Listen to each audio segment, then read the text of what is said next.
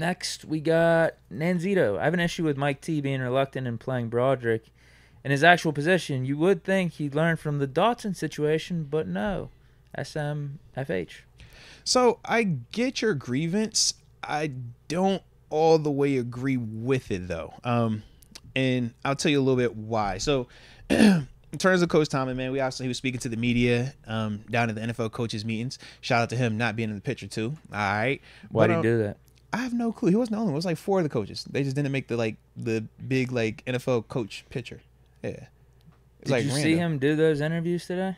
Yeah, I like watched the videos of him. No, not all of them. Why was he sweating so bad? What was he coming from? I'm like, bro, is it hot? Yeah, they're in Florida though, so maybe it's just hot. Oh no, no AC. Maybe he popped something on. Dude, he was sweating bullets. Like I felt bad for him. Like no one gave him a towel for the first 10 minutes of the interview. I was like, help him out, bro. Oh no, bro. Oh no.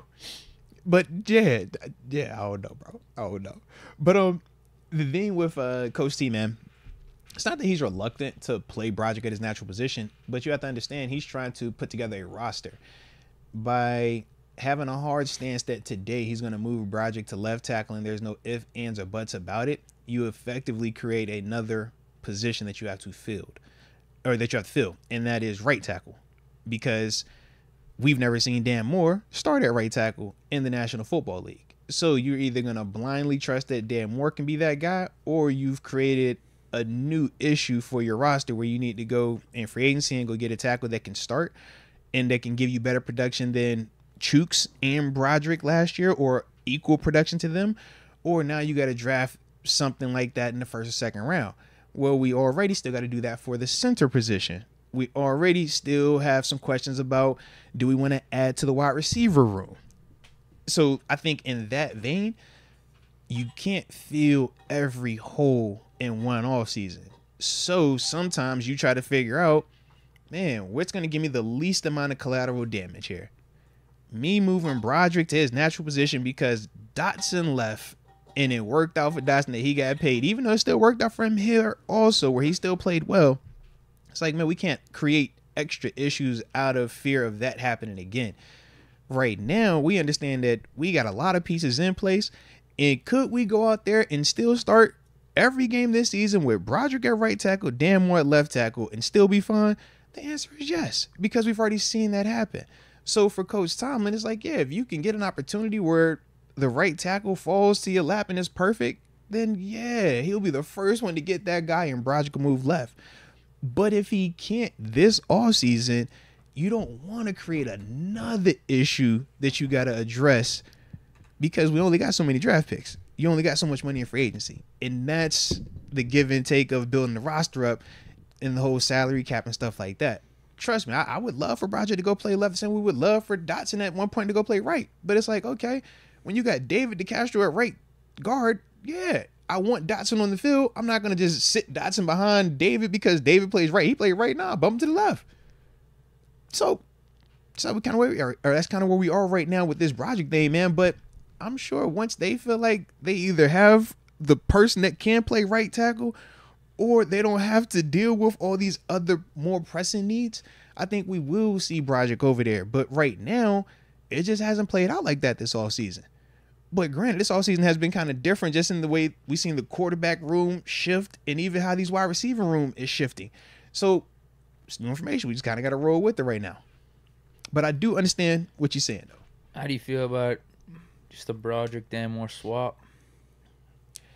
I don't like it because what makes me believe that either one just magically plays to the extent that I saw them playing or the level that I saw them playing at the end of last season? Because when I saw them last season, Broderick was at right, Dan was at left. When I saw Broderick play all them games consistently at the end of the season, he was at that, he was at that. Now we just gonna flip him, and we on paper just act like it's simple, but that was the whole grievance that we had with Dotson. Right guard versus left guard. Well, both of your feet balanced, you're still playing guard. What's the difference? But he even said it himself, man, I'm just more comfortable on that side. Zach Banner had talked about it, right? Right tackle versus left tackle, the footwork and things like that, power hand, the type of bodies you facing. So I just don't assume that it's just going to magically work because we just flipping them and they play well at them spots. I'm like, I still need to see it so I can actually know, hey, Broderick, You can play left at the NFL level and dominate this thing. Dan Moore, you can play right at the NFL level and do your thing. I just ain't seen it yet.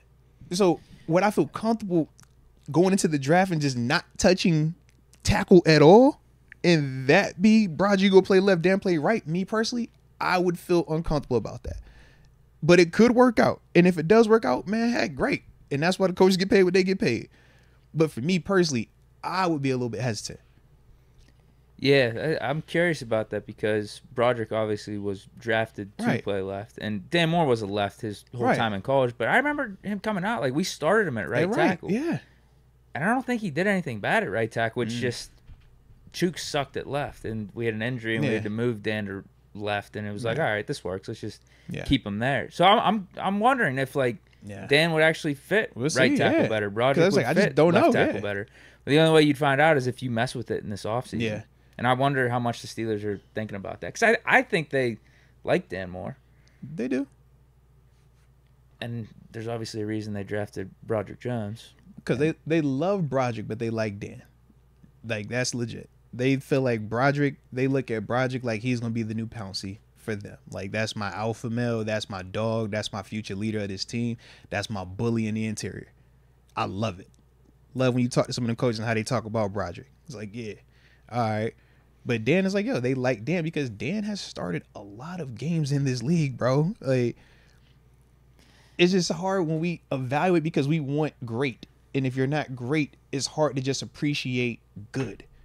But it's like, yo, that's where he's at right now. He's just a good player. And that's what I'm curious about with the left tackle being such an integral position. Why not take the guy with the more talent, the more pedigree, put him over there and just feel it out? Because I don't know. I don't think Dan Moore would look lost out there at right tackle. No, put it like this. They're not overly skeptical about can Broderick play left.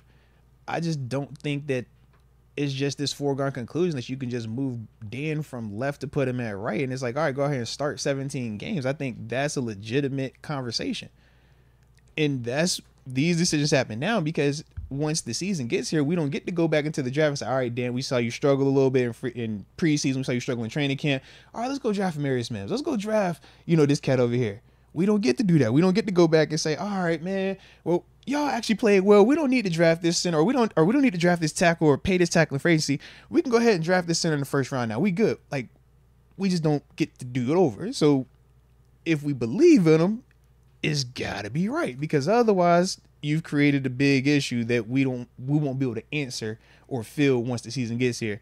And now we in the middle of the season trying to figure out why we got to always put the tight end on that side. Why we always got to have every play rolling away from that side. Why is everything got to be this type of offense? Was because that guy can't block him. And that's kind of what you will pigeonhole yourself into to an extent. Yeah, I would just start to get worried, though, like down the line, if we just keep playing Broderick at right. 100%. We're having the same conversation 100%, bro. Yeah. In 2025 about 100%. moving Broderick to left. It's like, he just played 2 years in a row at right tackle. Like, but I still don't feel like more familiar with that side. I don't feel like the hesitancy, though, even with this convo, is based at the forefront on Broderick. The hesitancy is once you move Broderick, you still feel good about your left because of Broderick. But now you feel like, is Dan Moore your peace of mind at right tackle? Because people didn't have peace of mind with Chooks at right tackle.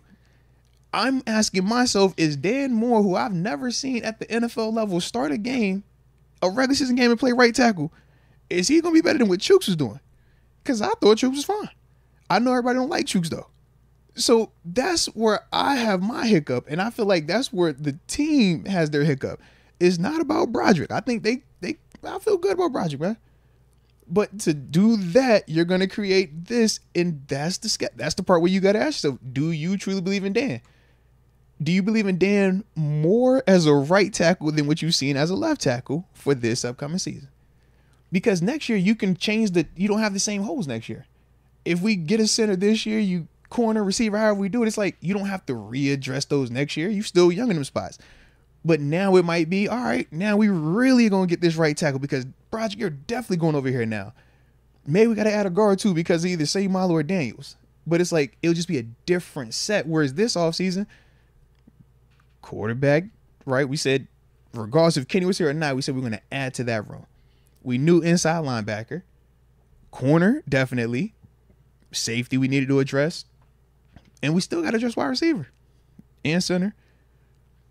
So, you know what I mean? Like, we had just other stuff kind of at play, too.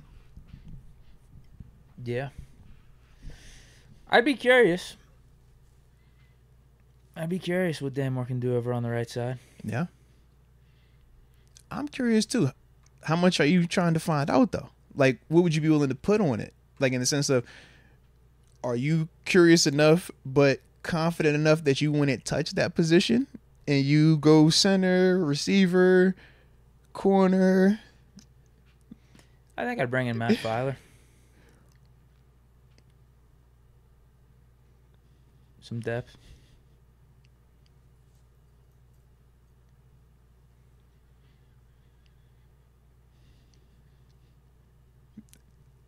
I feel a little different. That's it. I think I just be.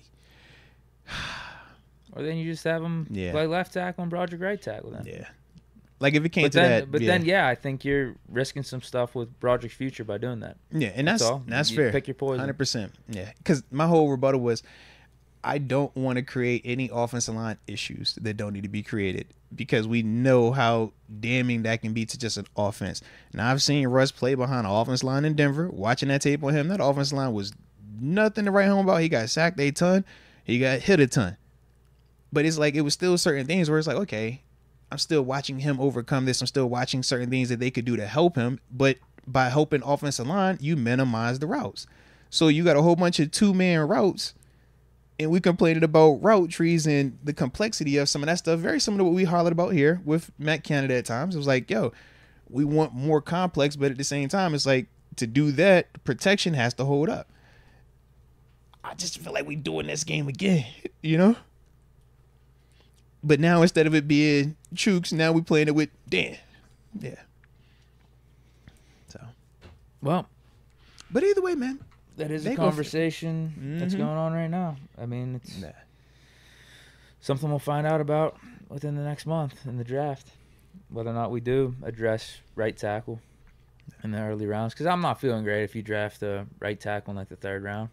I would agree. For all that, I'm with you. Go get Filer. Yeah. Yeah. Yeah. So we don't have too many options. I think the tackle market, the center market is down in free agency right now. It's a little bleak.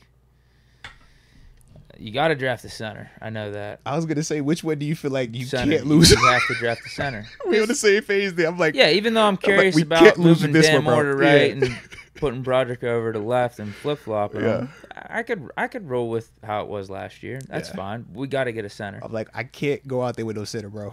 Like, I just can't. And I don't want to go out there with, hey, James Daniels or Nate Herbig, you just bump over here. It's like, no, I don't feel good about that. Our hand is tipped, and I don't feel good about that, bro. Whatever. Yeah. Just draft JPJ in the first round because I don't even want to risk Zach Frazier potentially not being there in the second round. Okay, Deke, we are on the same page. I'm like, bro, why just are we draft even him playing? And get on with it. Get him. You know what it is. Check it off. It's gonna be a boring first round, but I don't care. It's effective first round. We got what we needed. Yeah, I'm with you, bro. I am with you, man.